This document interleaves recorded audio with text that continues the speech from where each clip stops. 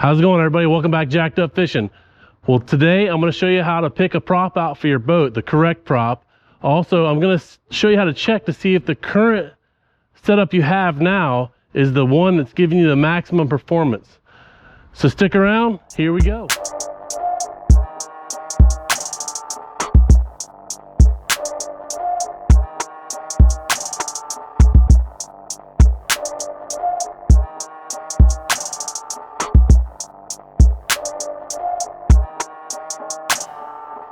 So first things first is to get started with the basics of a prop. You need to know the first thing you're going to read on a prop is the diameter. That's the circumference around the blades. And it's just like this picture right here.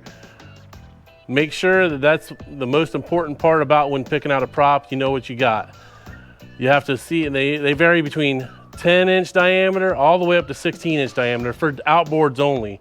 You get into inboards, it's a totally different ball game. This is for outboards. So you're gonna go and look at that. That's a 15-inch diameter, 14.5 diameter. Just see what you have.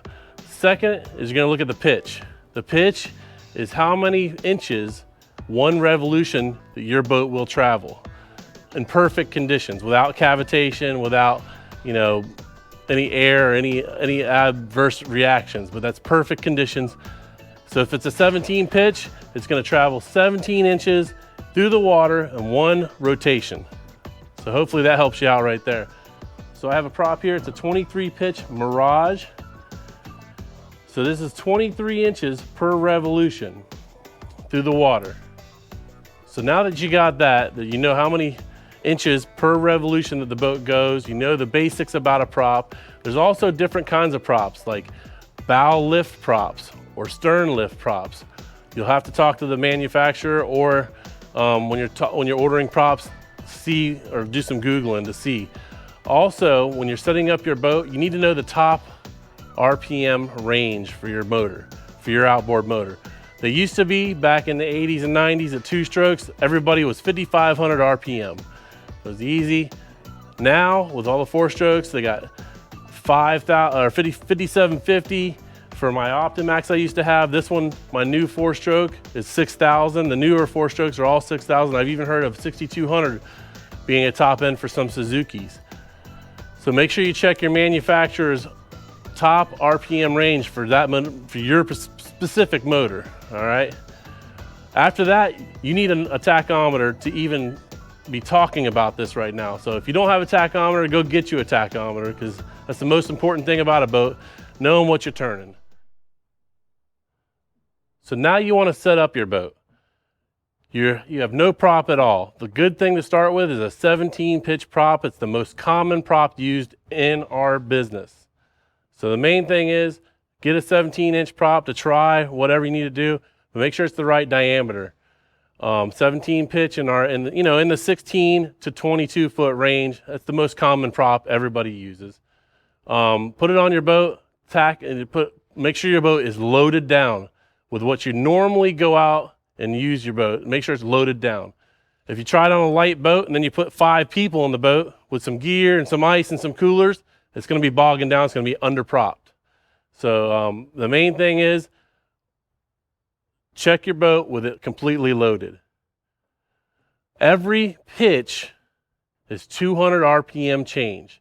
So if you go up in pitch, you're going to go down in RPM 200 RPM. So say your boat is over-propped and you're turning 5,500 top end and you need to turn 6,000. You need to go down a few pitches to get up near that 6,000 mark.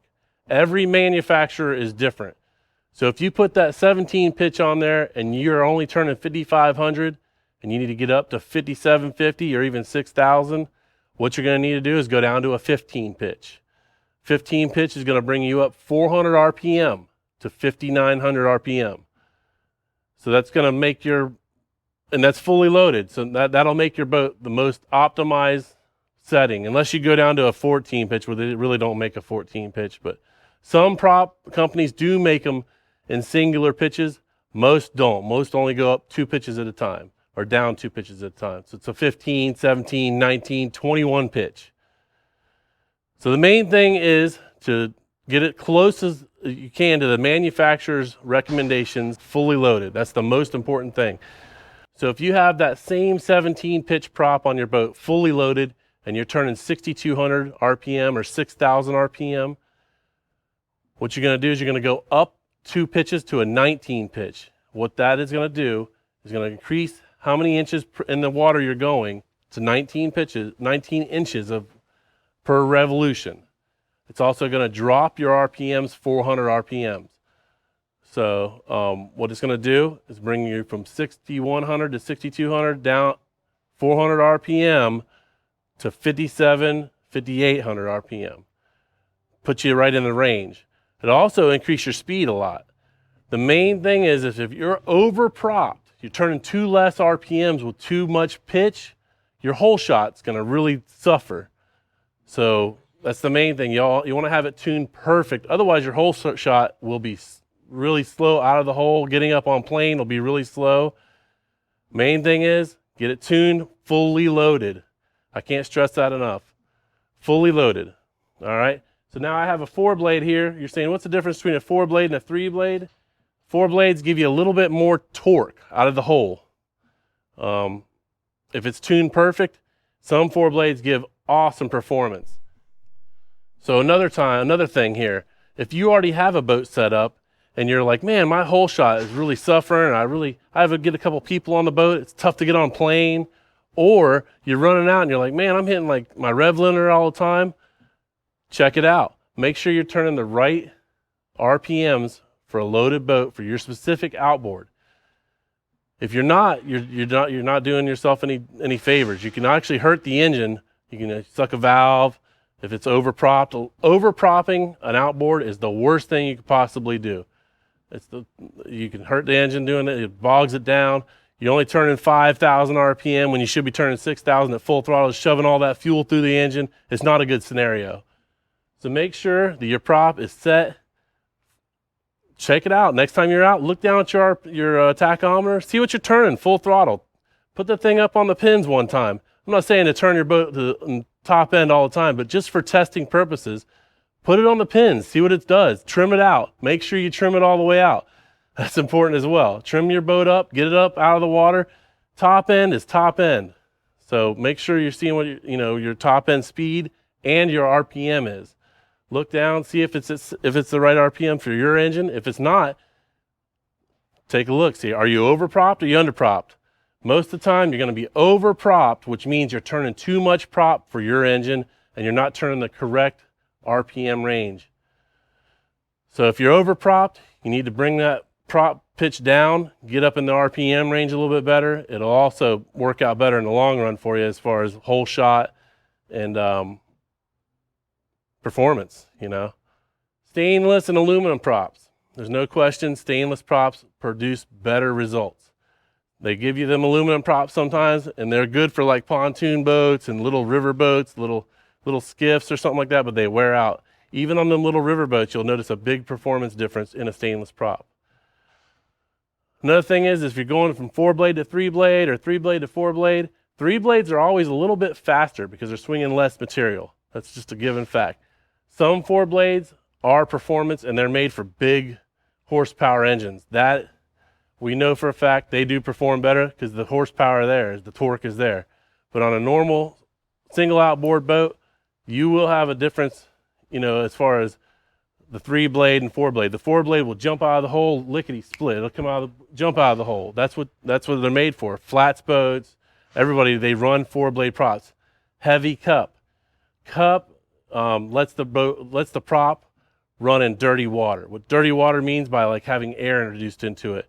Like if you're running a tunnel hull, if you're running flats boats, they tend to produce a little bit of air because they have the motor's positioned sometimes in a pocket or in a tunnel. If you cup the prop, it'll be able to run in that dirty water. There's all kinds of different things that make props do weird different things, but dirty water, you got to have a lot of cup in order for it to not cavitate. Cavitation's when it's catching air around the prop. It'll burn props up sometimes. I have a cat boat here. It's a shoal water. It's a cat. And that thing is all the way through right there. That's the dirtiest water you can get, and I have a triple cup Revolution 17 pitch prop on there. And it still cavitates, but it does what it's supposed to do. It runs in some shallow water. All right, well, hopefully that helped somebody out. Learn a little bit about props. Make sure you got your right setup. And appreciate everybody watching. If you haven't yet, hit that subscribe button down below. Also hit that bell for notifications, let you know when I put a video out. Tune in this Saturday. I got some awesome catches. I got them scheduled out for another couple weeks, which is good. And tune in next Tuesday for Tighten Up Tuesday. I'll have some awesome stuff on wiring, butt connectors, crimping the correct way. And everybody have a happy new year. And we'll see you this Saturday. Jacked Up out.